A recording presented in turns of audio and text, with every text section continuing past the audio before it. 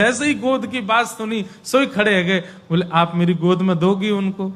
बोले मैं प्रयास करूंगी, भीतर चलो। जैसे ही महादेव ने नंद भवन में प्रवेश किया, प्रथम चरण रखते ही ठाकुर जी का रुदन धीरे धीरे कम हो रहा है।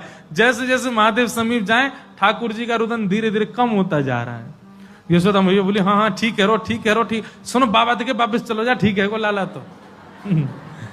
जैसे ही महादेव को कोई बाबा अब तो लाला सो गए बाहर, जैसे ही महादेव को बाहर किया ठाकुर जी फिर रोने लगे। यशोदा मैया समझ गई या जोगी नहीं कछु कियो या लेके आओ भीतर।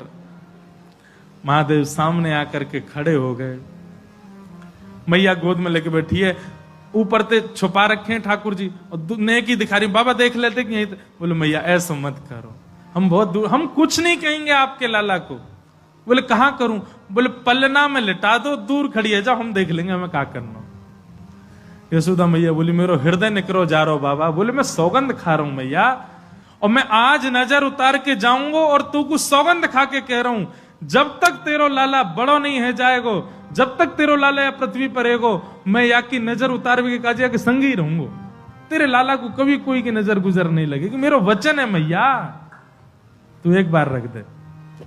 रोते हुए ठाकुर जी को जैसी पलना में जाके सुलायो मैया ने। सूरदास जी वर्णन कर रहे हैं, क्या कर रहे हैं महादेव? पलना में पौड़े, जैसे ही लिटाए ठाकुर जी, सबसे पहले तो महादेव ने दंडवत किया।